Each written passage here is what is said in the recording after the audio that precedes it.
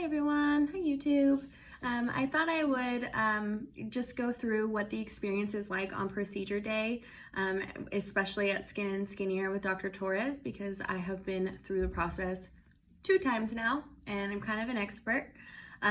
Both experiences were really consistent, so I think this is definitely what you can expect on your big procedure day. So the day of, you're gonna check in, you're gonna have your super cute Skin and Skinnier tote that they give you. In that tote, you'll have your faja, your foams, and your medications. There are gonna be 4 medications, at least there were for me. Those were anti-nausea meds that you're gonna take ad hoc throughout the recovery process whenever you feel that you need them. I never did. Your pain medication, your antibiotics, which are super important. You're actually going to take 2 before you even start the procedure. And your Ativan, it's like an anxiety medication that you're going to take at the office also before your procedure, just to help you get relaxed. So when you go in, they take you right to the back. My experience with Skin and Skinnier has always been that I'm not sitting around waiting for my appointment ever. Anytime I walk in there, even when I walk in and pop up and surprise them, they help you right away. Like, there's not this like long waiting period, which I love. So they take you right back. You change into the black bikini, which you'll be well familiar with by now, and a pink robe. And then you go over to Dr. Torres' office and do the really fun part, which is like the pre-op game plan. Of course, you've already talked about your goals by the time you've booked, but now you're showing up with your body the way it is, and it's time to see what you're gonna really get and like get some realistic goals in place and all that good stuff. At this point, not just with Dr. Torres, but with anybody, one of the big things that I stress here is that, Dr. Torres isn't a mind reader. Nobody's a mind reader. And what you might think you assume looks obviously amazing to you is something that another girl's gonna look at and be like, no, that does not look good, and vice versa. So don't assume anything when you're talking to any provider about plastic surgery on your body. Nobody knows your body better than you do. Nobody knows what you have in mind better than you do. And the only person's responsibility it is to communicate that is yours. So, if you're that person that the waiter brings you the wrong food and you just like shut up and eat your meal because you're too shy, it's time to get over it, honey, because this is your body. So speak up. Let Dr. T know what you want, what's important to you, what you're, struggling with, what your pain points are. The nice thing is with Dr. T is that he is so open that he really does. I mean, even if you're probably like a shy person and you're not like more forward, he's so conversational and he's open and he's like, he'll ask you like, does this bother you? Is this something that you could live with? Is this something that, you would want to get rid of? And then he'll always talk to you too about like what the risks are. Like, if you do this, then you might see this. I don't know if you're gonna like it. Ultimately, it really feels like, and this is what I love about working with the Skin and Skinnier office, is that every time I having a conversation with him, and again, I've been through this process twice with him, it feels like I have a vision and he's there to execute that vision for me. Like, he's there to support that and to get me to a place that I'm gonna look in the mirror and feel good about what I see. And he never interjects like what he wants or what he feels good. Like, I feel like a lot of plastic surgeons out there, you know their work when you see it on Instagram. Like, it because every single girl that goes through there, they slap their thing on there and it's like their trademark look, which is cool if that works for you. But like with Dr. T, I feel like a lot of his patients, like, we all look different because we all have different visions for what we want. We all have different focus areas. And I appreciate that he listens to that, because some of the consults I went to, it didn't really feel like they really cared what I wanted, because in their mind, they already knew what was going to look best on me, and that's what they were going to do. Like, the action plan was there, and that's what it was going to be. And to me, that's really scary, especially if you're going under general anesthesia, because once you go under, like, that's your doctor's choice. So make sure you have a doctor that you trust. Make sure that you have someone that you do, you know their vision and you're on the same page with them. Or even better, Awake BBL, where you're participating in the process a little bit more. so that's just something I would definitely give as a tip, especially being through it twice. Even me, there's things that I wish I would have been like more firm on my first round. Like I wish I would have been more clear about the fact that like my muffin tops, like I know for a lot of girls, like if you shave their hips down too low, they look like a boy. But for me, I know, because I've been super skinny before, I know that I've got those childbearing hips regardless. Like I don't need any fat to help me. I'm good. Like my hips are going to be wide and big, that's just my bone structure. So I think if I would have made that clear on my first round, I maybe would have had the lipo hit a little bit more there. So that's just like a little learning lesson for me, and I just want to share that experience with you guys too. But at that point, Dr. T, he's going to draw on you. He's going to do everything. He's going to talk to you about everything. And then you'll go back to the recovery room, and he leaves to go to the procedure room to get everything all ready for you. And at that point, it was April who helped me. She had me take my Ativan, that anxiety medication, and then 2 of the antibiotics. And then they have you take the bikini off, you disrobe, and then you're just in that little pink like hospital gown thing. And they give you some like fuzzy socks, and then they put you in this warm electric blanket, and I don't know if it's like the anxiety med that starts kicking in, that Ativan, but like the Ativan hits you, that cozy blanket hits you, and all of a sudden you are just like in a spa experience. Like it was so nice. It wasn't bad at all. I felt so relaxed. I had a little there were some jitters before. I think I was mostly a little jittery about like, is this going to be a painful experience? Like how bad is it going to hurt? What if I can't do it? What if I have to like tap out in the middle of my procedure and I only end up with one butt cheek? Like I was a little scared. But then that Ativan hit, and then I was like, cool, it was good. So you'll be that way too, I promise, no matter how anxious you are. Like the whole team, they're so confident and they're so like supportive and reassuring. The energy's good, the Ativan's good, the electric blanket's good, it's good. So you get all cozy, and then they take you back to the procedure room.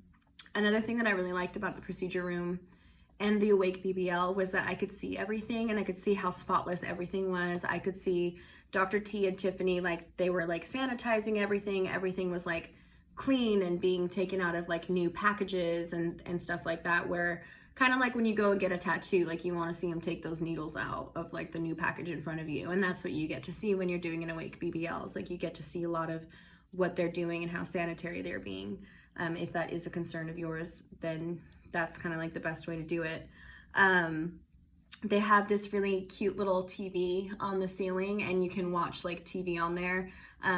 I don't remember what was on there the first time, but the second time it was like animals, like Little Dog, Animal Planet Channel or something. It was cute. But you can have your phone with you and everything. Like they hand you your phone, your AirPods, like you can watch TV.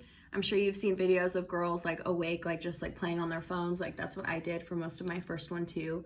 The way that it starts out though is you're in that procedure room, and then he numbs you up with the tumescent solution, I think is how you pronounce it. And the way that it works is that first he gives you like a local shot to numb you, and then he goes in with these needles.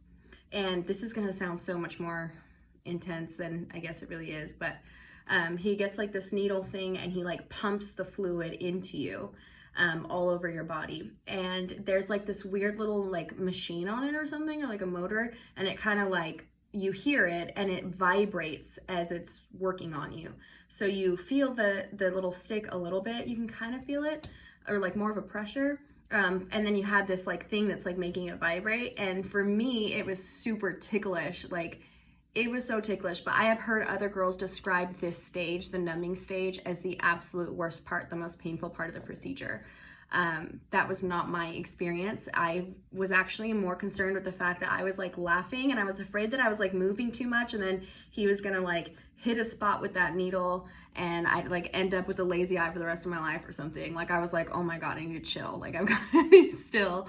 And so that was like the part I was a little worried about. And that took maybe, I honestly have no concept of time through the process, but it was the first part of the process. It took maybe 30 minutes or something. I don't know. Altogether, my process was from like 9 a.m. when I checked in to about 1:30 or 2 o'clock when I got picked up, just to give you a frame of reference. That was for the full lipo 360, lipo on my arms, and the BBL. The second time I went in for my revision, I only had lipo in like some areas, and I'll get into that in more detail later.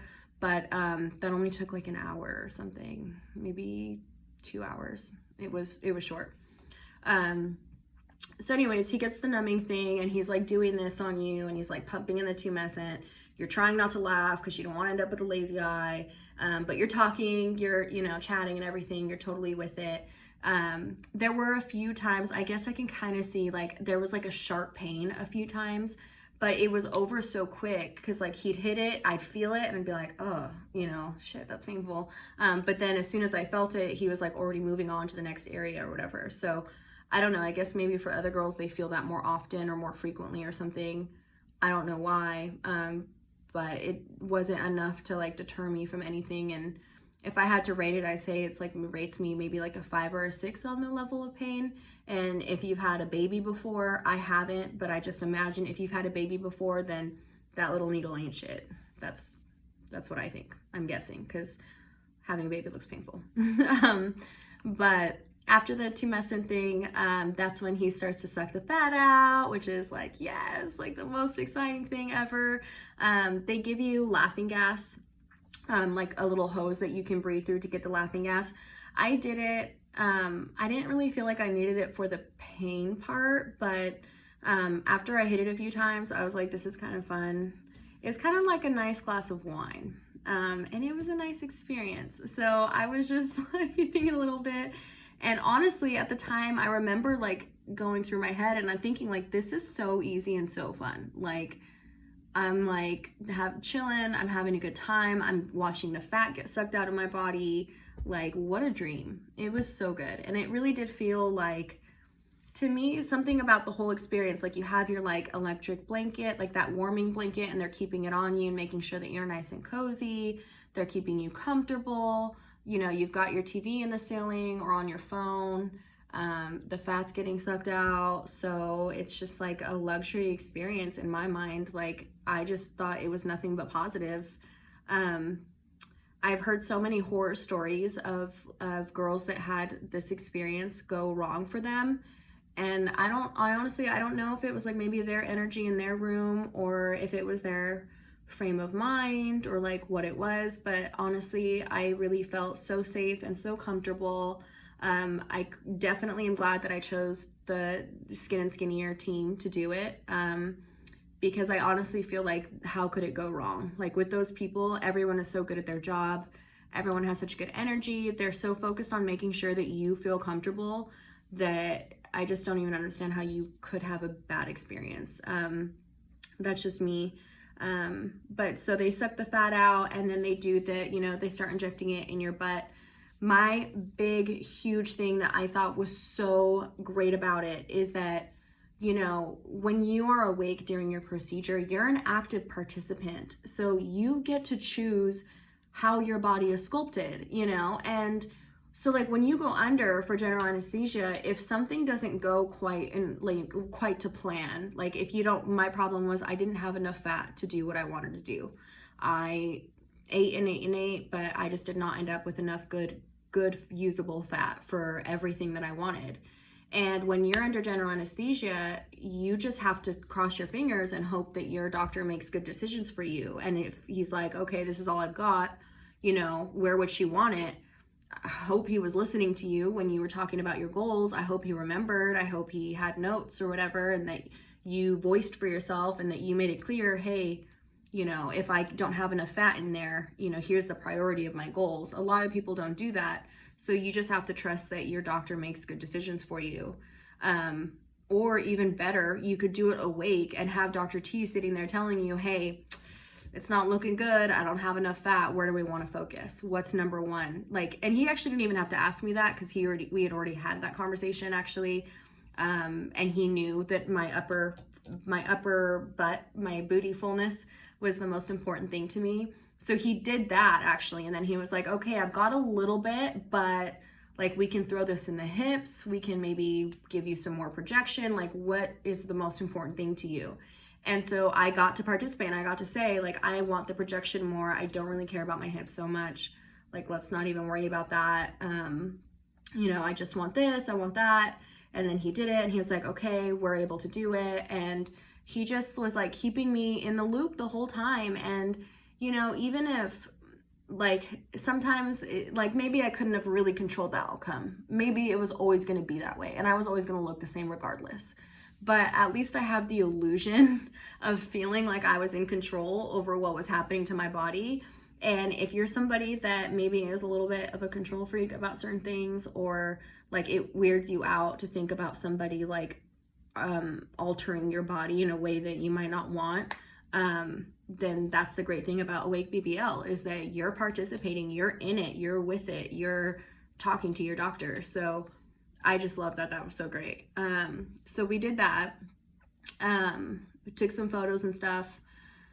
And then after that was all done, I got taken back to the recovery room. And I actually used in San Diego, there is a recovery service. I'll talk about them a little bit more later. But the recovery service came and picked me up and took me back to my hotel. And that was the end of it. And it took a couple of hours. I would say it was on a pain scale, maybe 3 out of 10 for the pain that I did feel when I felt pain.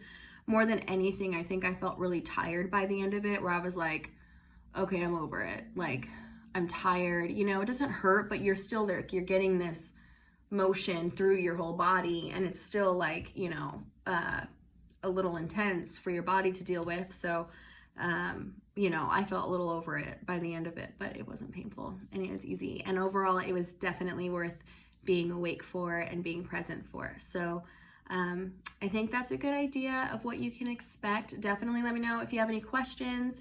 Especially if you're going to Dr. T's office, I do have recommendations for medical transport and where to stay for your hotel and all of that good stuff. I'll probably write it up in another post. But yeah, that's overall 12 out of 10, great experience, and would do it again. I hope I don't have to do it again, but I would do it again.